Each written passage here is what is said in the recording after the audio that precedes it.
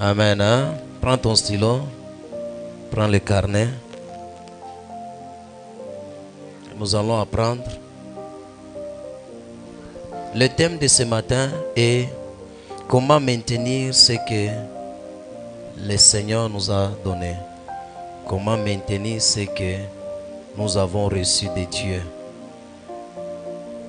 Comment maintenir ce que nous avons reçu de Dieu. Comment maintenir une guérison. Comment maintenir un miracle, une délivrance. Comment maintenir la chose que tu as reçue de Dieu. Souvent, il y a des gens, lorsqu'on prie pour eux, par un homme de Dieu, il est délivré, il est guéri. Après un temps, la même maladie rentre. Pourquoi?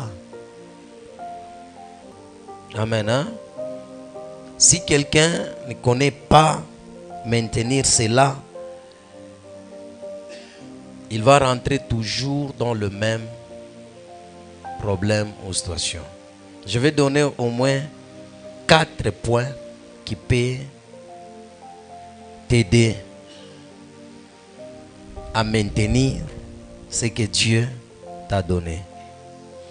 On va nous lire Jean 5, 5 à 14, nous lisons le nom de Jésus. Amen. Là se trouvait un homme malade depuis 38 ans. Oui. Jésus, l'ayant vu coucher, et sachant qu'il était malade depuis longtemps, Oui. lui dit: veux-tu être guéri? Le malade lui répondit: Oui. Seigneur, je n'ai personne pour me jeter dans la piscine quand l'eau est agitée. Oui. Et pendant que j'y vais, un autre descend avant moi. Lève-toi, lui dit Jésus, prends ton lit et marche. Oui. Aussitôt cet homme fut guéri, il prit son lit et marcha. C'était un jour de sabbat. Les Juifs dirent donc à celui qui avait été guéri: c'est le sabbat, il n'était pas permis d'emporter ton lit. Oui. Il leur répondit: celui qui m'a guéri m'a dit: prends ton lit et marche. Oui. Ils lui demandèrent: qui est l'homme qui t'a dit: prends ton lit et marche? Mais celui qui avait été guéri ne savait pas qui c'était, car Jésus avait disparu dans la foule qui était en ce lieu. Oui. Depuis, Jésus le trouva dans le temple et lui dit: voici, tu as été guéri, ne pêche plus, de peur qu'il ne t'arrive quelque chose de pire. Amen. Amen. Amen. Hein? La Bible nous relate une histoire d'un monsieur dans la Bible qui souffrait pendant 38 ans. La Bible dit qu'il était malade pendant 38 années. Amen. Hein? Donc 38 ans de souffrance. Et c'était un monsieur qu'on portait avec son lit. À chaque fois qu'on allait le déposer à la piscine, il attendait sa guérison. Un jour, Jésus est allé à la piscine, il le voit, il le trouve, il lui pose la question: veux-tu être guéri? Le monsieur a expliqué: non, je n'ai personne pour me faire jeter lorsque l'ange descend, lorsque l'eau est agitée. Avant que je m'y jette, il y a une autre personne qui s'est déjà jetée. Jésus dit: prends ton lit et marche. Le monsieur a pris le lit, il était guéri complètement. Il est parti. Amen. Hein? Il est parti pas pour juste se réjouir. Il est parti pas aller dire aux gens: voilà, 38 ans j'étais malade, voilà. Il est parti pas pour faire le bruit. Il est parti pas pour publier, si c'était à ce temps, sur WhatsApp, Facebook, Instagram ou quoi, comment il a été guéri.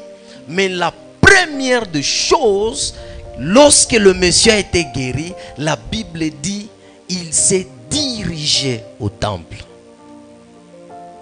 Amen. Hein? Il est allé au temple. Mais quand nous lisons bien la Bible, vous allez comprendre, le monsieur même ne connaissait pas celui qui lui avait guéri.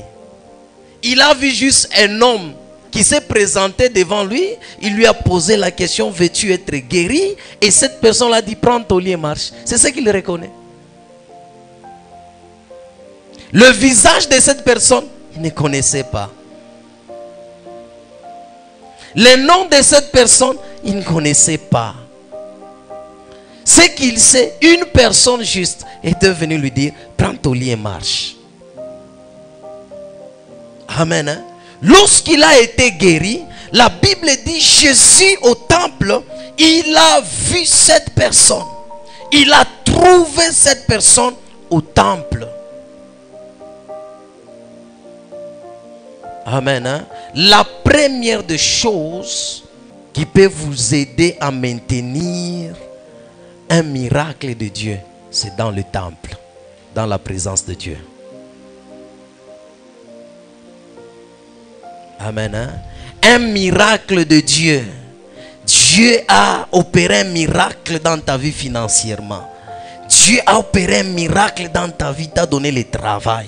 Dieu a opéré un miracle dans ta vie, t'a accordé la guérison d'un cancer, d'une maladie. Dieu a opéré une délivrance dans ta vie. Le seul endroit où tu peux maintenir cette grâce, ces dons de Dieu là, c'est dans sa présence. Amen. Hein? Mais hélas, malheur aux chrétiens, lorsqu'ils sont bénis financièrement, lorsqu'ils constatent la prospérité dans leur vie, c'est alors qu'ils se lancent dans la vie. D'autres se disent, non, j'étais en retard de se jouir. D'autres partent organiser des fêtes. D'autres partent dans des boîtes de nuit. D'autres partent faire des tapages. La Bible dit, cet homme a trouvé mieux d'aller dans la présence de Dieu pour maintenir. Laisse-moi te dire une chose. Lorsque tu as une guérison, un miracle, qu'est-ce que tu sens dans ton cœur? Ton cœur t'amène où? Ton esprit t'amène où? Dans la maison de Dieu? Ou soit c'est pendant ce temps qu'il faut s'absenter à l'église? Ou soit c'est pendant ce temps qu'il ne faut pas venir à l'église pour organiser des fêtes?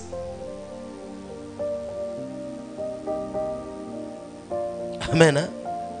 Laisse-moi vous dire, mettez-nous à la place de cette personne. 38 années de souffrance. Qu'il ne marchait pas. Qu'il ne travaillait pas. Peut-être tu as chômé 5 années. Tu as chômé 10 ans en cherchant le travail. Dès que Dieu donne le travail, c'est alors la personne se dit, je vais aller faire quoi à l'église? J'ai déjà le travail. Ce monsieur devrait se dire, je suis guéri. Parce que cette guérison, il a eu hors le temple. Ce n'était pas l'église. Amen. Hein? C'était à la piscine qu'il a reçu sa guérison. Il s'est dirigé au temple. Amen. Hein? Dis à celui qui est à tes côtés, lorsque Dieu te visite financièrement, où est-ce que tu pars? Tu ne peux pas et tu ne sauras pas maintenir ce que Dieu t'a donné hors sa présence. Il y a des sœurs qui cherchaient le mariage. Le jour qu'il a eu le mariage, les raisons commencent. Les absences s'accumulent. Pourquoi? Parce que Dieu lui a donné quoi? Le mariage. Nous sommes ensemble. Hein? Le seul endroit de protéger ce que Dieu t'a donné, dans sa présence, la présence de Dieu. Psaume 91, 1. Psaume 91, 1, nous lisons au nom de Jésus. Amen. Celui qui demeure sous l'abri du Très-Haut, oui, repose à l'ombre du Tout-Puissant. Amen. Amen. Hein? J'ai reçu une guérison j'ai reçu un miracle, une délivrance. Il faut demeurer sous l'ombre, sous l'abri du Très-Haut. C'est alors que tu auras un repos. Beaucoup de gens, après la guérison, le miracle, c'est alors qu'ils cherchent à faire du n'importe quoi dans leur vie. Ça sera difficile de maintenir ce que Dieu t'a donné. Pour que l'ennemi te ravisse ce que tu as eu de la part de Dieu, la première des choses, il va te pousser à t'écarter. Il va te pousser à quitter la présence de Dieu. C'est comme ça qu'il fait. C'est difficile que le diable vienne te ravir quelque chose dans la présence de Dieu. Dans le monde, si vous allez dans le monde, vous allez perdre facilement. C'est ce que Samson a fait. Samson a perdu la vision. Samson a perdu la force, la consécration lorsqu'il est allé dans le monde. Chez le Philistin. Il a perdu. Amen. Hein? Si vous voulez maintenir une guérison, un miracle, demeure sous l'abri du Très-Haut. Demeure. Reste dans sa présence. Amen. Hein? Pourquoi plusieurs pères? Un, c'est parce qu'ils ne demeurent pas dans la présence de Dieu. Ils ne demeurent pas sous l'abri du Très-Haut. Dans la présence de Dieu, il y a la sécurité. Il y a la protection. Dans le temple de Dieu, il y a la sécurité. Souvent, kubantu wengine mumisa banaperdraka kazi yabo. Unaweza kuona unakuwa kumisa, unakuya. Après un temps, unaona tu préoccupation mo inakuwa inakubeba sana. Ayukabure tena temps ya kwa kumisa. À ce temps-là, Dieu Shetana n'a profitaka. C'est pourquoi la Bible dit, lorsque la brebis s'égare, le berger va faire tout pour la récupérer et la remettre dans l'enclos de la bergerie, afin que la brebis soit protégée. Amen. Hein? Dehors, il y a l'insécurité. Dehors, il y a l'insécurité. La Bible nous dit ceci: car tu es pour moi un refuge, une tour forte en face de l'ennemi.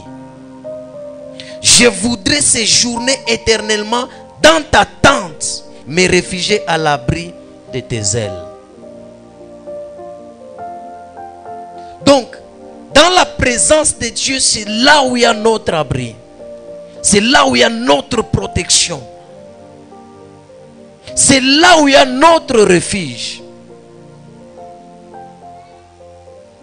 Tu ne peux pas te réfugier hors Dieu, hors Jésus, hors sa présence. Amen. Hein? Amen. Hein? Lorsque tu ne demeures pas dans la présence de Dieu, dans la tente, dans la maison de Dieu, l'ennemi viendra ravir facilement, sans sécurité, sans protection. Pourquoi? Parce que Dieu est pour nous une tour forte devant nos ennemis.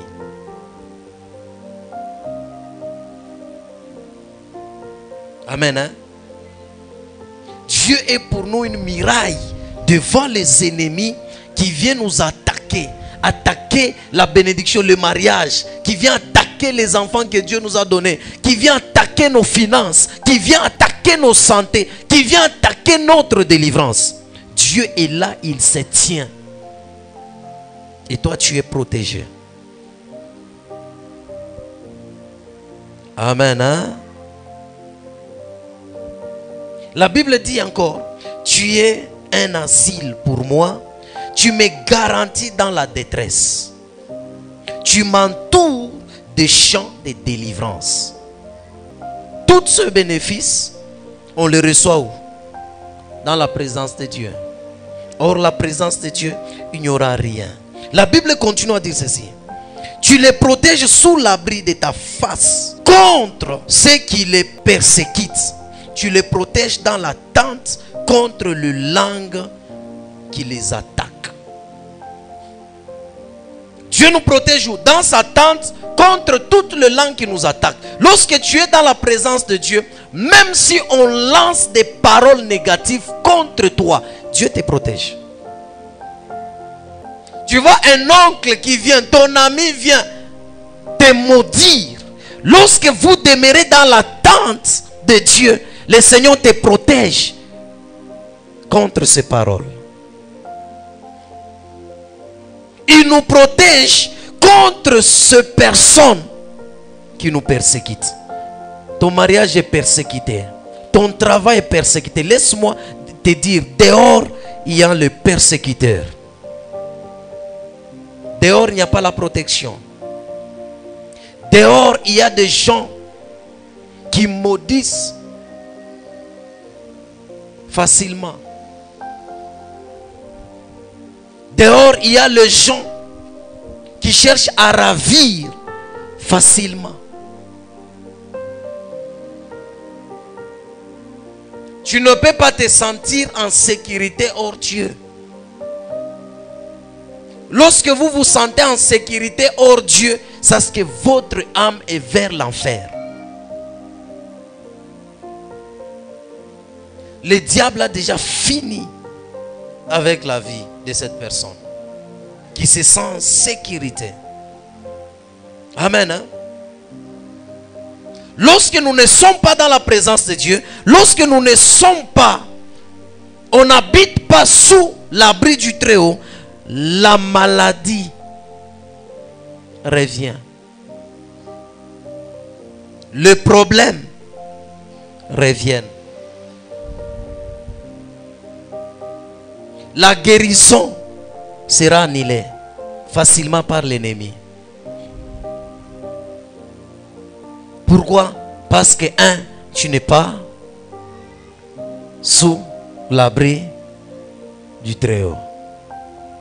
Tu ne te reposes pas sous son ombre.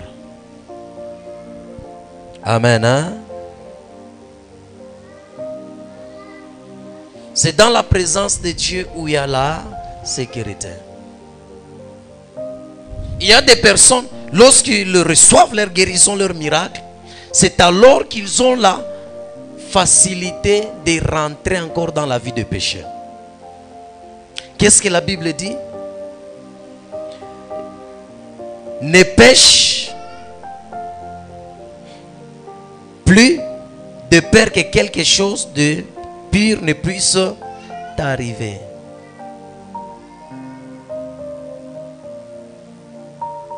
Lorsque tu es guéri, tu dois te maintenir dans la présence de Dieu et dans la vie de sanctification, de crainte de Dieu.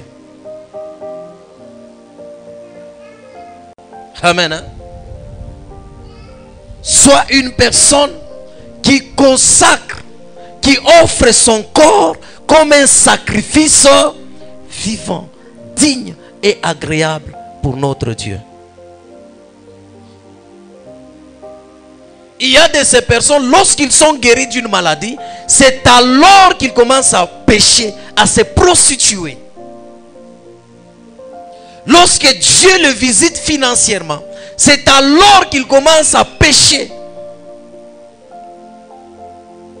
Et la chose, tu vas la perdre facilement. Jésus a trouvé la personne dans le temple, cela veut dire dans la présence. La deuxième des choses, il dit ne pêche plus. Ne rentre plus dans la vie ancienne que tu avais de péché. Ne pêche point.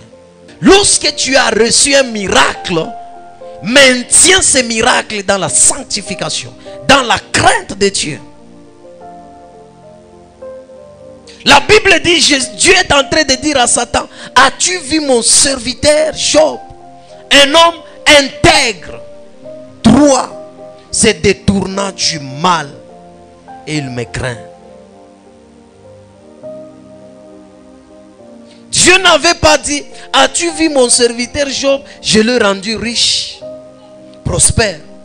Dieu ne parlera pas de ta richesse chez le diable.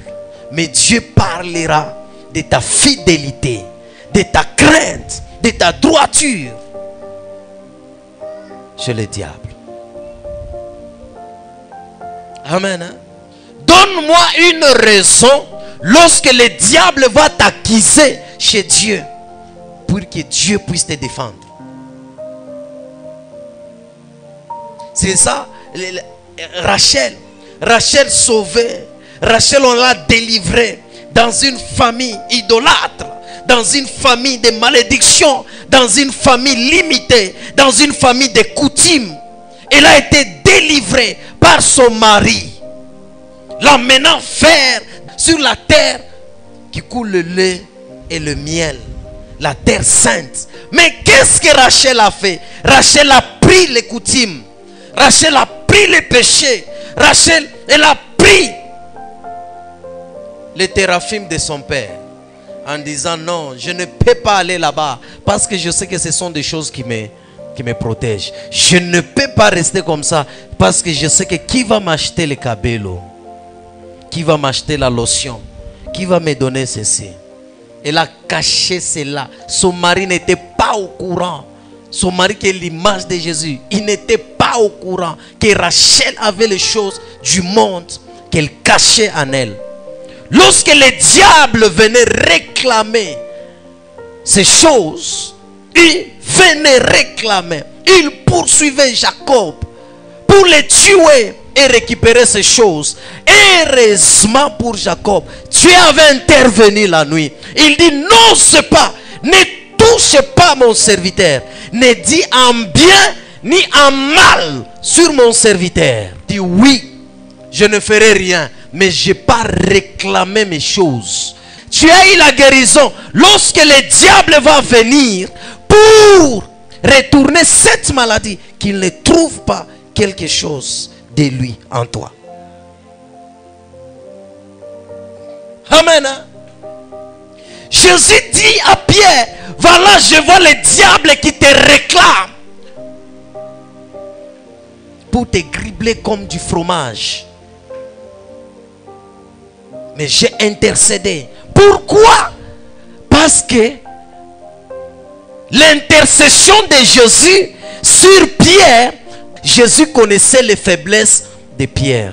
Mais toi qui caches tes péchés devant ton pasteur, qui caches les péchés devant ton église, tu apparais ou vous apparaissez juste dans l'église, mais péchant à l'extérieur, la maladie va rentrer. Lorsque le diable va venir te réclamer, le pasteur ne saura pas intervenir. Même si je prie à la maison, Seigneur bénis telle personne, Dieu ne bénira pas, parce qu'il y a les choses du diable avec toi. Les choses du diable avec toi. Amen. Hein? Pierre, Jésus savait, Jésus connaissait ses faiblesses. Il savait que Pierre peut changer. Mais Jacob ne connaissait pas les faiblesses de Rachel. Comment intervenir? Quand Laban est arrivé, il dit, pourquoi tu m'as fait ça? Pourquoi tu n'as pas permis que je dise même au revoir à mes enfants? Pourquoi tu m'as fait ça? Au-delà, tu as pris même mes dieux, mes téraphim. Dis-moi, maudit soit chez celui vous allez trouver tes dieux. Maudit soit. Jacob ne savait pas que c'est sa femme, la bien-aimée, qui avait les téraphim. Oh Jésus même, tu pêches. Jésus même, tu vis dans la masturbation. Jésus même, tu voles. Jésus même, tu pratiques les coutumes. Jésus même, tu t'enivres. Oui, il t'aime. Mais s'il s'agit de te réclamer par le diable, comme il ne connaît rien de toi, le diable va te bloquer. Amen. Hein? La deuxième des choses qui peut maintenir la guérison, le miracle, la sanctification, la crainte de Dieu. dans ta vie. Shetani hawezi kukunyanganya hata siku moja lorsque tu es un homme qui craint Dieu. Amen. Hein?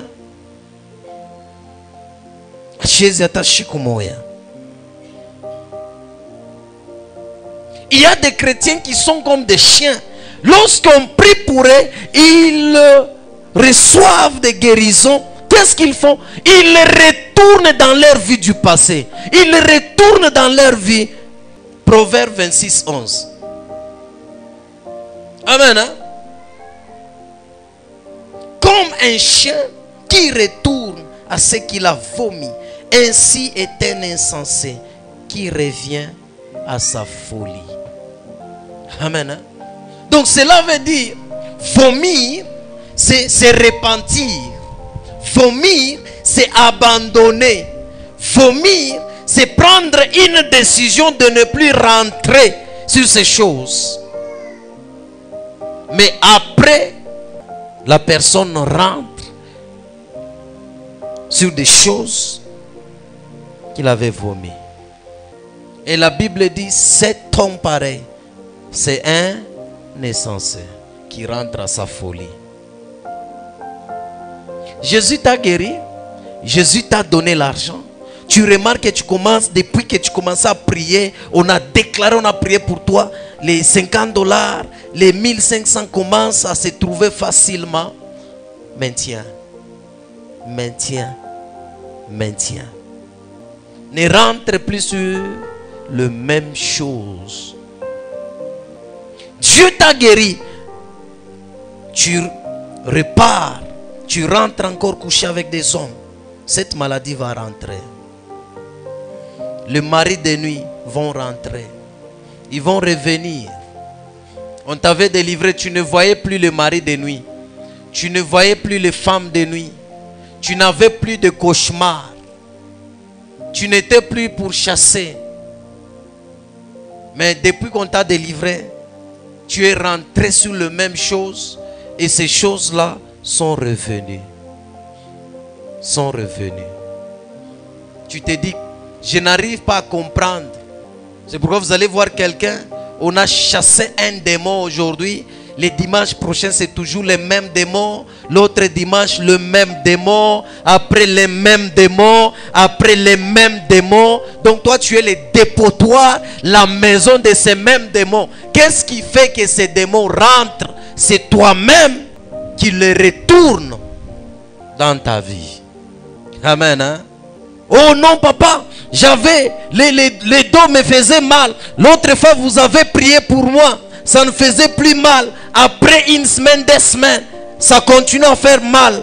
Pourquoi? Dieu a menti?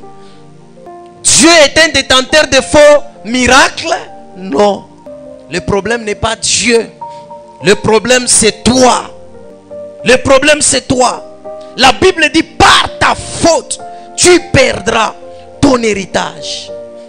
On ne parle pas de la faute de tes parents ou de tes amis, ton oncle et ta tante. Non, il dit par ta faute, tu as la part de responsabilité sur ton héritage. Amen. Hein? Tu as la part de responsabilité. Tu as été guéri, tu continues toujours à rentrer chez les marabouts. Il y a des chrétiens comme ça. Après la guérison, il ne pas consulter un marabout. Pas consulter un marabout. Tu passes chez le féticheur. Oh, ben, il y a chance. Surtout chez les femmes, j'entends ça beaucoup. Chez les hommes, il y en a aussi, mais chez les femmes, on a la chance. Il y a kutoka na babwana ba makuta. Hauna na chance kutoka na bwana ba mamiotoka. Hauna na chance babwana depuis unaanza kutoka na bakuzia ta nyumba ta motoka. Unatembea mikulu ku mama moya. Ena na ushana mai mu Kristo. Tu as reçu. Dieu est en train de faire son travail dans ta vie. Mais toi, tu as remis encore les choses qu'il a enlevées. La délivrance dans la vie de tout un chacun de nous, c'est un processus. Dieu peut commencer à te délivrer aujourd'hui. Quelque chose qui peut prendre 5 ans pour terminer. jour de notre vie, c'est la délivrance. Le souffle de vie que tu as, c'est la délivrance. C'est la délivrance. Le salut de l'âme d'une personne, la délivrance. Jésus nous délivre chaque jour de la vie. Chaque jour. Amen. Hein? Ne rentre plus, ne pêche plus. Ne pêche plus. La troisième des choses, pour maintenir la chose que Dieu t'a donnée, la prière, la vie de prière. La vie de prière. La Bible dit, n'éteignez pas l'esprit, n'éteignez pas le feu du Saint-Esprit. Maintenez le feu du Saint-Esprit. La Bible dit, dans le temple, il y avait des sacrificateurs qui activaient chaque fois le feu pour que le feu ne s'éteigne pas. Ils activaient chaque fois la vie de prière. La prière nous aide à renforcer les capacités spirituelles qui sont en nous. La prière nous aide à maintenir le feu. La prière nous aide à maintenir le miracle que Dieu a opéré dans notre vie. Que ce miracle-là brille. Brille. Lorsque vous ne priez pas, c'est facile que le diable vienne ravir, vienne prendre. La prière. Nous sommes ensemble. Hein? La prière. On va nous lire Luc 11, 24 à 28. Luc 11, 24 à 28, nous lisons au nom de Jésus. Amen.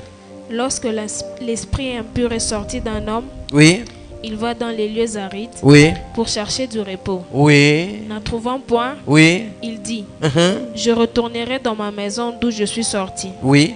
Et quand il arrive, il la trouve balayée et ornée. Il s'en va. Il prend cet autre esprit plus méchant que lui. Oui. Ils entrent dans la maison, s'y établissent. Et la dernière condition de cet homme est pire que la première. Oui. La Bible dit ceci.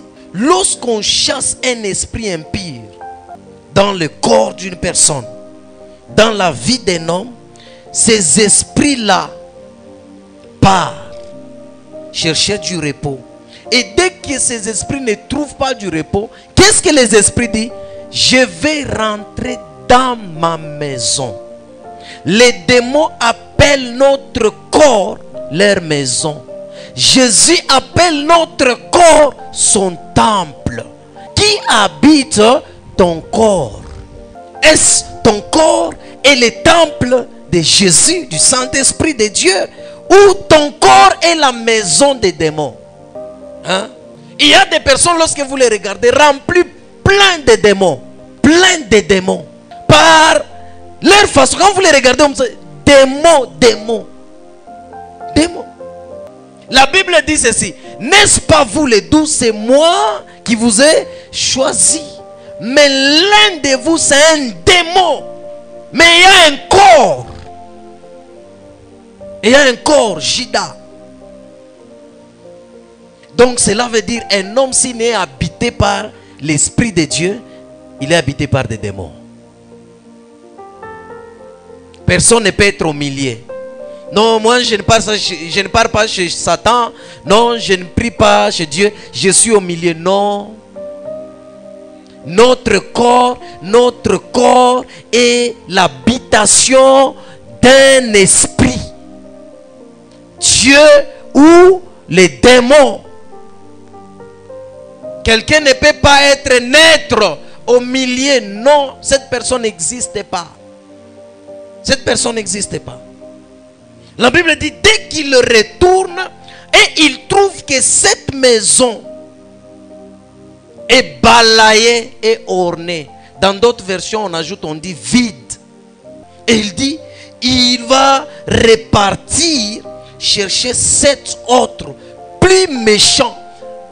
Même les démons se connaissent que celui-ci est plus méchant que moi. Mais les hommes ne reconnaissent pas cela. Les hommes ne reconnaissent pas que celui-ci me dépasse. Je dois aller chez lui pour qu'il m'aide. Mais les démons reconnaissent que tel démon est méchant que moi. 7 autres plus forts. Plus lui, il devient 8. Et la condition de ces derniers devient plus pire qu'avant. Donc lorsque tu reçois une visitation, tu reçois le miracle financier et que tu abuses de ce miracle-là, les démons reviendront te posséder. La condition de la pauvreté, des manquements sera encore plus pire. Lorsque tu entres dans le mariage et que tu abuses de ce mariage, les démons vont rentrer. Et dès qu'ils rentrent, la condition de célibat de cette personne sera plus pure, mais étant dans les mariages. Il y a des gens qui sont dans les mariages, mais célibataires. Célibataires. Il y a des femmes qui se plaignent qu'il y a des hommes qui ne les touchent pas même une année. Célibataires, mais dans le mariage. Endurci. Endurci. Et c'est là avec un cadenas là. Les hommes ne viendront pas parce que tu es habité, tu es occupé par un homme, mais célibataire dans le mariage. Il y a de ces hommes aussi célibataires dans le mariage. Pourquoi? Parce qu'il a abusé de la grâce que Dieu lui a donnée. Il y a des gens qui sont dans le mariage, ne jouissent pas de ce mariage. Pourquoi? Ils ont abusé. Les jours qu'ils sont entrés dans le mariage, ils ont oublié que c'est Dieu qui a opéré ces miracles. Ils ont oublié. Ils sont rentrés dans leur vie. Et d'autres, qu'est-ce qu'ils font? Dans le mariage, continuant en chattant avec les ex. Ils rentrent dans la vie du passé.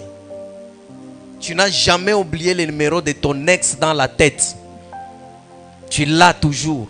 Quand ça complique, tu chattes. Tu chattes avec l'ex. Amen. Hein? Tu chattes. Et tu attends que ces miracles-là soient maintenus. Non? Amen. Hein? Donc quand on dit les démons rentrent, ils trouvent balayé, orné et vide, il n'y a rien.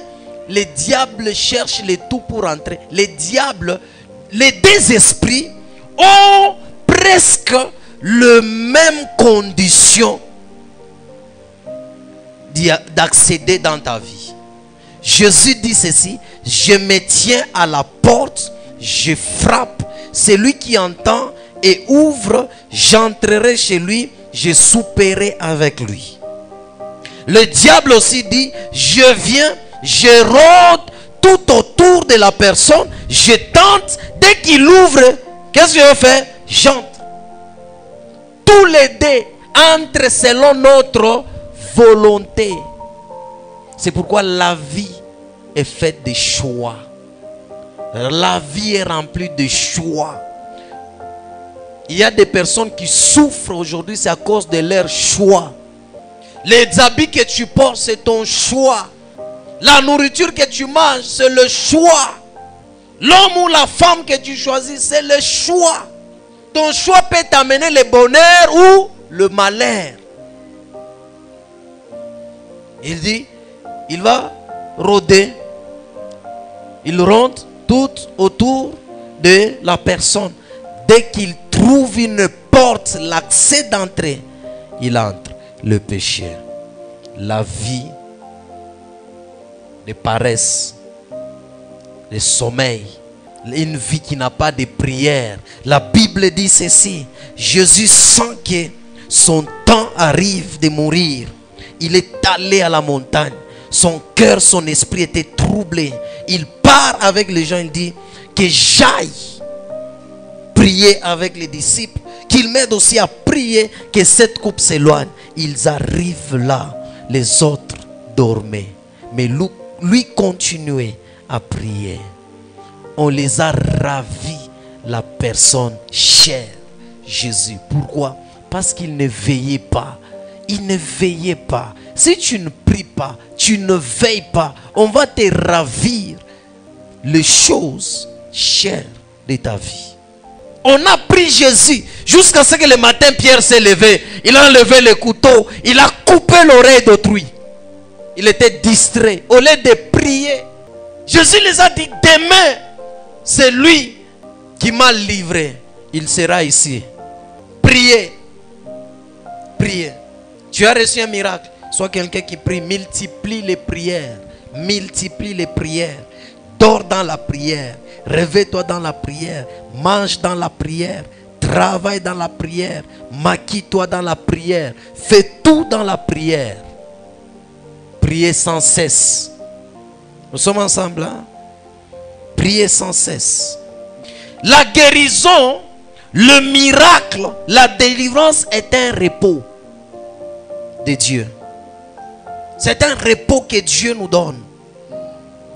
C'est un repos que Dieu nous accorde. Regarde cet homme. Il était dépendant. Il dépendait des gens qui les portaient et les déposaient à la piscine. Mais lorsqu'il a reçu, il était dépendant du lit. Sans le lit, il ne pouvait vivre. Il dépendait de son lit. Il dépendait des personnes qui le prenaient pour les déposer là-bas. Qui les prenaient pour les ramener à la maison. Mais le jour qu'il a reçu la guérison, la délivrance, il est devenu indépendant. La chose qui le portait là, c'est lui qui la porte maintenant. Amen. Hein? Tu es dépendant de l'argent. Lorsqu'un miracle financier va se produire dans ta vie, l'argent va dépendre de toi. Amen. Hein? Cet homme était dépendant. Je dis une guérison, un miracle, une délivrance, c'est un repos que Dieu nous accorde. C'est à vous de le maintenir, de maintenir ce repos. La Bible dit, venez à moi vous tous qui êtes fatigués et chargés, je vous donnerai du repos. Tu es fatigué des maladies, tu es fatigué des démons, tu es fatigué des problèmes, tu es fatigué de la souffrance. Lorsque tu viens chez Jésus, il te donne le repos, passant par le canal qu'il faut. Peut-être le repos pour toi c'est la guérison. Le repos pour toi il faut la délivrance. Le repos pour toi il faut les miracles. Il te donne le repos. Maintiens. Amen. Hein? Le repos, la guérison, le miracle, la délivrance, c'est un héritage que Dieu nous donne. Je vous dis, la guérison, c'est un héritage. La délivrance, c'est un héritage. Le miracle, c'est un héritage que Dieu donne. Il y a une femme qui cherchait la guérison. Jésus est venu, je ne peux pas donner la nourriture des enfants aux chiens. Je ne peux pas donner. Lorsque Dieu t'accorde la guérison, sache qu'il t'a donné un héritage. Combien de personnes cherchent la guérison? Combien de personnes sont malades? Mais dépendants des médicaments, dépendants de l'hôpital, dépendants, ils dépendent des piqûres. Et on est en train de les piquer chaque jour. Mais lorsque Dieu t'accorde la guérison, tu es en repos. Tu n'iras plus à l'hôpital. Tu ne prendras plus le médicament. Tu vas te promener. Il y a des gens qui pensent voyager, mais leur état de santé ne permet pas. Ne permet pas. Amen. Hein? Dieu t'a accordé. Dieu nous donne. C'est nous de veiller sur l'héritage. La Bible dit, tu perdras l'héritage par ta faute. Veille. Veille sur l'héritage. Amen. Hein? La quatrième des choses pour terminer. Pour maintenir le miracle, quelque chose que Dieu t'a donné, il te faut demeurer. Il faut demeurer dans la parole de Dieu. Avoir la connaissance de Dieu. Jean 15, 7. Jean 15, 7, nous lisons le nom de Jésus. Amen. Si vous demeurez en moi, Oui. Et que mes paroles demeurent en vous, Oui. Demandez ce que vous voudrez, oui. Et cela vous sera accordé. Amen. Si vous demeurez à moi, c'est dans la présence de Dieu. Et que mes paroles demeurent en vous. Tu es le miracle de Dieu. Le diable ne saura jamais ravir un don à une personne qui a la connaissance. Le manque de connaissance est profitable chez le diable. C'est profitable. Il profite.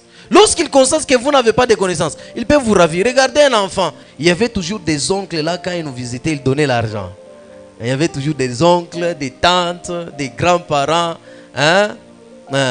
qui donnaient. Ils peuvent arriver, prenez. Ils donnent celle-ci 10 000, 20 000.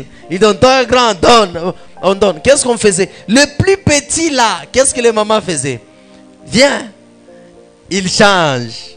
Et maman va prendre l'argent qui a la même couleur. Prends ça, c'est beaucoup. Ça, c'est peu. Prends ça. Toi, tu dis, oui, maman. Tu récupères. Mais maman récupère les beaucoup d'argent là. Il te donne le peu d'argent. Pourquoi? Parce qu'on n'avait pas de connaissances sur l'argent. On ne connaissait pas l'argent. Si quelqu'un connaît quelque chose, c'est difficile de les tromper. C'est difficile de ravir. Amen. Hein? La connaissance sur Dieu, connaître Dieu, garder la parole de Dieu. Lorsque l'ennemi t'attaque, tu réponds. Nous sommes justifiés gratuitement par la grâce en Jésus-Christ. Tous ont péché et sont privés de la gloire. Non, la Bible dit nous sommes justifiés gratuitement par la grâce en Jésus-Christ. L'ennemi, ça sera difficile de te ravir. Parce que tu as la parole. Tu as la parole. Tu as la parole. Amen. Hein? Tu as la parole. Gardant la parole, cela veut dire fais aussi du Saint-Esprit ton allié, ton ami. Quand le consolateur sera sur vous, l'esprit de vérité, il vous conduira dans toute la vérité. La parole de Dieu nous conduit dans la vérité. Dieu dit à Josué, il dit que ces livres de la loi ne s'éloignent point de ta bouche. Médite ces livres jour et nuit. C'est alors que tu réussiras dans tes entreprises. Amen. Hein? Attache-toi à la parole de Dieu. Attache-toi. Aime la parole de Dieu. Médite la parole de Dieu. Écoute la parole de Dieu. Tu sauras maintenir. Une dernière chose que je vais ajouter. Ne te détache pas du détenteur de la grâce. Ton prophète, ton pasteur. C'est très malheureux quand les gens sont bénis. Ils fuient l'église qui les a bénis. Il abandonne le prophète. La Bible dit, nous apparaissons comme les attristés, comme les pauvres, mais on a enrichi plusieurs. On a enrichi plusieurs. Regarde cette femme. Le prophète est entré dans sa maison. Il a fait un don au prophète. Ils ont construit une maison pour le prophète. Il nourrissait le prophète, lui et son mari. Le prophète a déclaré ils ont eu un enfant. L'enfant atteint un certain âge et l'enfant est parti. Comment récupérer cela? Elle est rentrée au pied de son prophète. Voilà ce que tu m'avais donné. Le diable vient de ravir. Amen. Hein? Demeure sous l'abri du Très-Haut. 2. Vis la vie de sanctification. 3. Sois un homme, une personne de prière. 4. Connais, demeure dans la parole de Dieu. Que Dieu bénisse sa parole. Amen. Hein?